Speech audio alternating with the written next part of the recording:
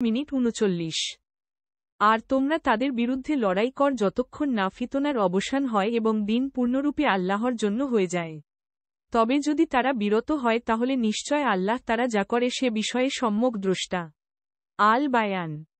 তাদের বিরুদ্ধে যুদ্ধ চালিয়ে যাও যে পর্যন্ত না ফিতনা, কুফর ও শিরক খতম হয়ে যায় আর দিন পুরোপুরিভাবে আল্লাহর জন্য হয়ে যায়। অতঃপর তারা যদি বিরত হয় তাহলে তারা ন্যায় বা অন্যায় যা করে আল্লাহ তার সম্যক দ্রষ্টা। তাইসিরুল। তোমরা সদা তাদের বিরুদ্ধে লড়াই করতে থাকবে যতক্ষণ না ফিতনার অবসান হয় এবং দিন সম্পূর্ণরূপে আল্লাহর জন্য হয়ে যায়।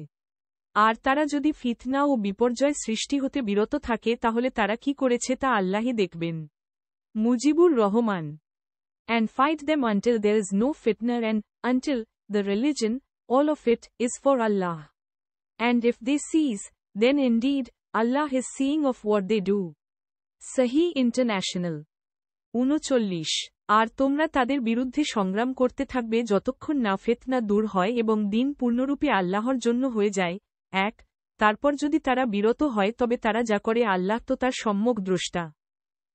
1 এ আয়াতে বর্ণিত ফিতনা ও দিন শব্দ দুটি বিশেষ তাৎপর্যপূর্ণ। ব্যবহার অনুযায়ী আয়াতে শব্দ দুটির একাধিক অর্থ করা হয়ে থাকে। 1 ফিতনা অর্থ কুফর ও শিরক আর দিন অর্থ ইসলাম। আব্দুল্লাহ ইবন আব্বাস রাদিয়াল্লাহু আনহু থেকেও এই বিশ্লেষণই বর্ণিত হয়েছে। সুতরাং এই তাফসির অনুযায়ী আয়াতের অর্থ হবে, মুসলিমদেরকে কাফেরদের বিরুদ্ধে ততক্ষণ পর্যন্ত যুদ্ধ করে যেতে হবে যতক্ষণ না শিরক ও কুফর নিঃশেষিত হয়ে যায়। তাবারি, ইবন কাসির, এক্ষেত্রে এই নির্দেশের উদ্দেশ্য হবে কিয়ামত পর্যন্ত শর্ত সাপেক্ষে জিহাদ চালিয়ে যাওয়া যতক্ষণ না দুনিয়া থেকে শিরক ও কুফর নিঃশেষিত না হবে বা শিরকের প্রভাব কমে না যাবে।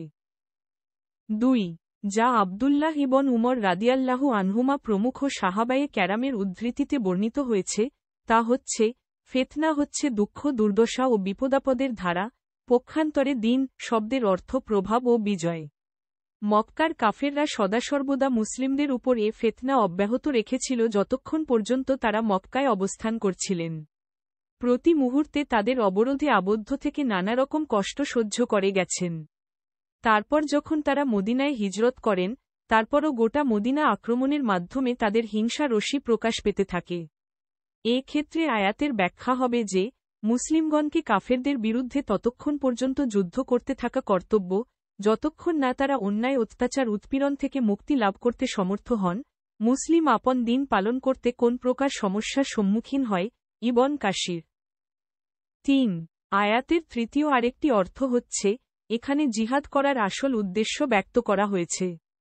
এই উদ্দেশ্যের নেতিবাচক দিক হচ্ছে ফিতনা না থাকা আর ইতিবাচক দিক হচ্ছে দিন সম্পূর্ণরূপে কেবল আল্লাহর জন্য হবে। কেবলমাত্র এই সর্বাত্মক উদ্দেশ্যের জন্য লড়াই করাই মুসলিমদের জন্য জায়ও বরং ফরজ। তা ব্যতীত অপর কোন উদ্দেশ্যে লড়াই করা মোটেই জায়ও নহে। তাতে অংশগ্রহণও ঈমানদার লোকদের শোভা পায় না। এই মতের সমর্থন আমরা রাসূলুল্লাহ সাল্লাল্লাহু আলাইহি ওয়াসাল্লামের একটি হাদিসে পাই। তাকে প্রশ্ন করা হয়েছিল, হে আল্লাহর রাসূল, আল্লাহর রাস্তায় জিহাদ কি? আমাদের কেউ কেউ ক্রোধের বশবর্তী হয়ে যুদ্ধ করে, আবার কেউ নিজস্ব অহমিকা, চাই তা গোত্রীয় বা জাতিগত যাই হোক তা ঠিক রাখার জন্য যুদ্ধ করে। তখন রাসূলুল্লাহ সাল্লাল্লাহু আলাইহি ওয়াসাল্লাম প্রশ্নকারীর প্রতি মাথা উঠিয়ে বললেন যে আল্লাহর কালেমা, তাওহীদ, দ্বীন, কুরআন কে বুলন্দ করার জন্য যুদ্ধ করে সে মহান আল্লাহর রাস্তায় জিহাদ করল।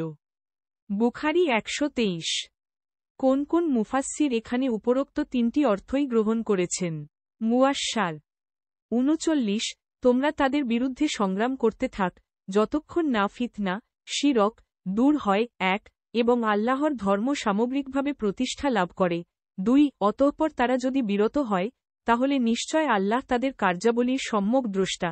3 1 ফিতনা, শিরককে বলা হয়েছে, অর্থাৎ ওই সময় পর্যন্ত জিহাদ চালু রাখো যতক্ষণ শিরক নিঃশেষ না হয়ে যায়।